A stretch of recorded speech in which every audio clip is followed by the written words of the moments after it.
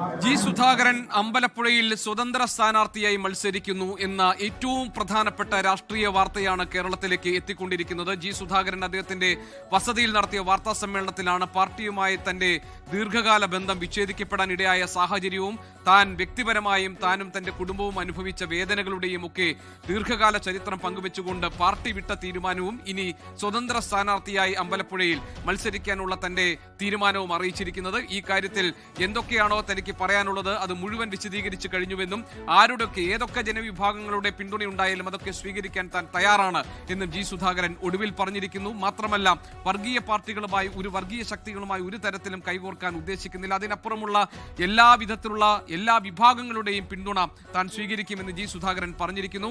1967 രണ്ടാം EMS മന്ത്രിസഭ അധികാരമേൽക്കുന്ന കാലത്താണ് ജി സുധാകരൻ പാർട്ടി അംഗമാകുന്നത്. അവിടെ നിങ്ങോട്ട് ഏതാണ്ട് 58-59 വർഷം നീണ്ടു നിൽക്കുന്ന പാർട്ടി ജീവിതത്തിൽ താൻ അനുഭവിച്ച നേരിട്ട പ്രശ്നങ്ങളും പ്രതിസന്ധികളും തന്റെ ജീവിതം മുഴുവൻ പാർട്ടിക്കായിരുന്നു എന്ന് പറഞ്ഞുകൊണ്ടുള്ള മുഴുവൻ കഥകളും ഇപ്പോൾ ജി സുധാകരൻ മാധ്യമങ്ങളോട് വിശദീകരിച്ചു.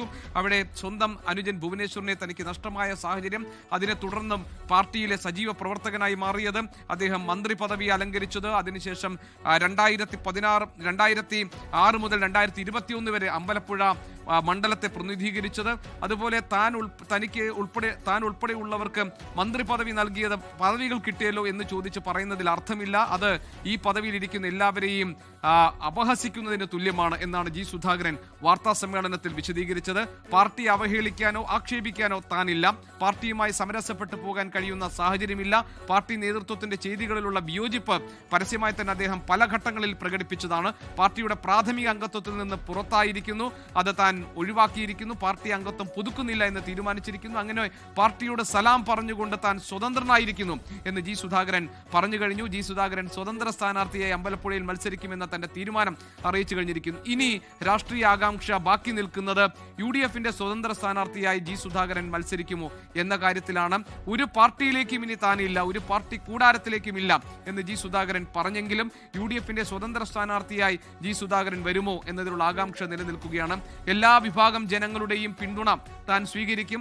വർഗീയ ശക്തികളുമായുള്ള കൂട്ടുകെട്ടൊഴികെ ബാക്കി എല്ലാ തരത്തിലുള്ള പിന്തുണയും താൻ സ്വീകരിക്കും എന്ന് ജി സുധാകരൻ വ്യക്തമാക്കിയിട്ടുണ്ട്. 82 കുട്ടനാട്ടിൽ നിന്നാണ് ആദ്യമായി ജി സുധാകരൻ മത്സരരംഗത്ത് വരുന്നത്. അദ്ദേഹം അന്ന് പരാജയപ്പെടുകയായിരുന്നു. 1990 ആലപ്പുഴ ജില്ലാ കൗൺസിലിന്റെ പ്രസിഡന്റായി ജി സുധാകരൻ എത്തുന്നത്. 96 കായംകുളത്ത് നിന്ന് അദ്ദേഹം ആദ്യമായി നിയമസഭയിലേക്ക് എത്തുന്നു. 2001 അദ്ദേഹം കായംകുളത്ത് പരാജയപ്പെടുന്നു. 2006 മുതൽ 2021 വരെ അദ്ദേഹം അമ്പലപ്പുഴ നിയോജക മണ്ഡലത്തെ പ്രതിനിധീകരിച്ച ജനപ്രതിനിധിയാണ്.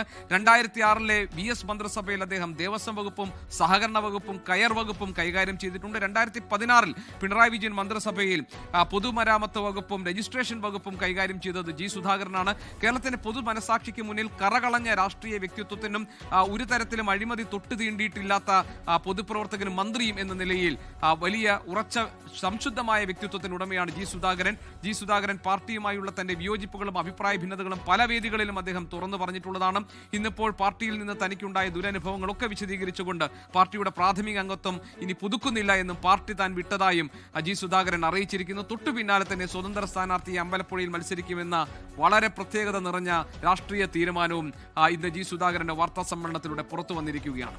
സ്വാഭാവികമായും പാർട്ടി നേതൃത്വത്തെ അങ്കലാപ്പിലാക്കുന്ന, പാർട്ടി നേതൃത്വത്തെ പ്രതിരോധത്തിലാക്കുന്ന പ്രധാനപ്പെട്ട ഒരു തീരുമാനമാണ് കമ്മ്യൂണിസ്റ്റ് പാർട്ടിയുടെ മുതിർന്ന നേതാക്കളിൽ ഒരാളായ ജി സുധാകരൻ പാർട്ടി വിട്ടുകൊണ്ട് സ്വതന്ത്രമായി മത്സരിക്കാനുള്ള തീരുമാനത്തിലൂടെ ഇപ്പോൾ പുറത്തു വന്നിരിക്കുന്നത്. പിണറായി വിജയൻ വീണ്ടും കേരളത്തിന്റെ മുഖ്യമന്ത്രിയാകുന്നതിൽ തനിക്ക് എതിർപ്പില്ല, എന്നാൽ മൂന്നാം പിണറായി സർക്കാർ വരണമെന്ന ആഗ്രഹമല്ല താൻ പ്രകടിപ്പിച്ചതെന്ന് ജി സുധാകരൻ തിരുത്തുന്നുണ്ട്. മറ്റു ചോദ്യങ്ങൾക്കൊക്കെ അദ്ദേഹം രസകരമായ രീതിയിലുള്ള ചില മറുപടിയാണ് നൽകിയിട്ടുള്ളത്. വീണ്ടും മത്സരിക്കുന്നത് എന്തുകൊണ്ടെന്ന് ചോദിച്ചപ്പോൾ എനിക്ക് കുറച്ചുകൂടി കോടികൾ ഉണ്ടാക്കാനാണ് എന്ന് പരിഹാസം നിറഞ്ഞ മറുപടി ജി സുധാകരൻ ഇപ്പോൾ മാധ്യമപ്രവർത്തകർക്ക് നൽകി.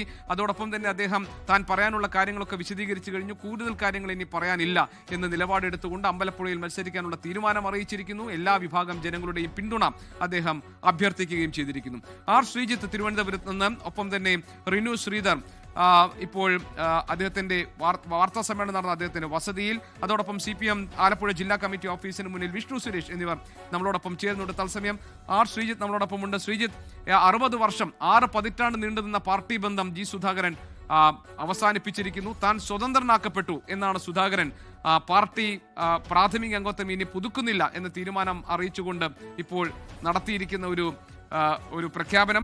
ലോകത്തെവിടെയായാലും ഏത് സമയത്തും 24 വാർത്തകളും ഓഗ്മെന്റഡ് റിയാലിറ്റി പാക്കേജുകളും എക്സ്പ്ലെയിനറുകളും വിശദമായി കാണാൻ ഞങ്ങളുടെ യൂട്യൂബ് ചാനൽ നിങ്ങൾക്ക് സബ്സ്ക്രൈബ് ചെയ്യാം.